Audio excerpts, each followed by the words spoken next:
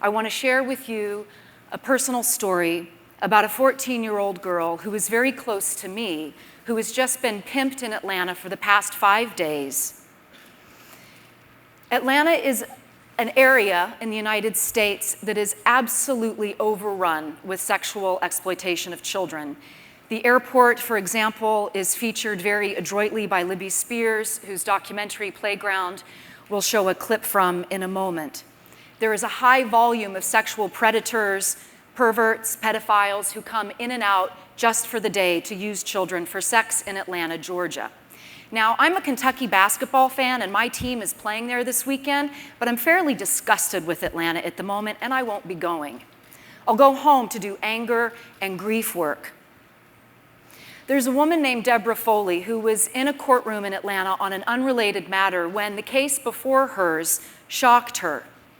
A girl was being charged with prostitution and was becoming a felon because an adult man had been raping her in a van. He was charged with a misdemeanor, the equivalent of a parking ticket. Deborah Foley thought, if the women of Georgia know this, they won't stand for it. The law has been changed. Today, there is no such thing as consent. This girl, who is very close to me, I was there the day she was born, I've held her in my arms her entire life, had a beef with her family about where she was going to school. So she pulled a little stunt at the Atlanta airport and decided to play hooky. Within hours, she was picked up by a pimp.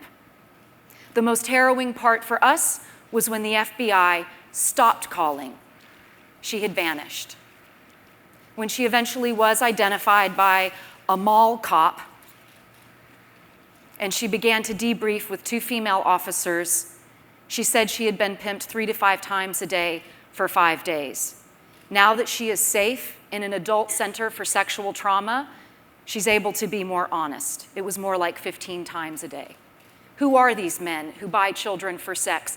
They are our fathers, they are our brothers, they are our husbands, uncles, cousins, and friends.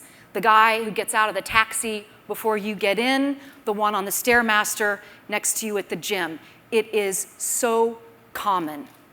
I just checked out of a hotel at the airport in London at Heathrow. I complained to the front desk about the availability of pornography in the room.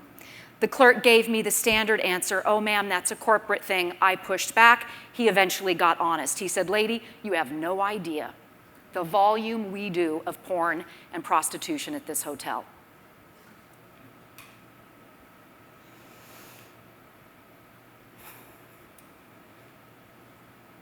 When my friend's mother picked up her child, the girl looked hard and rough.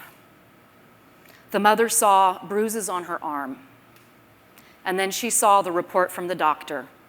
She's 14, she has STDs. Read Claire Dines, read Robert Jensen, read Catherine McKinnon. Listen to these panelists today, watch the documentary Playground. Go online, learn about the Human Trafficking Resource Center run by the Polaris Project, and stop the exploitation of children. Children are not for sex.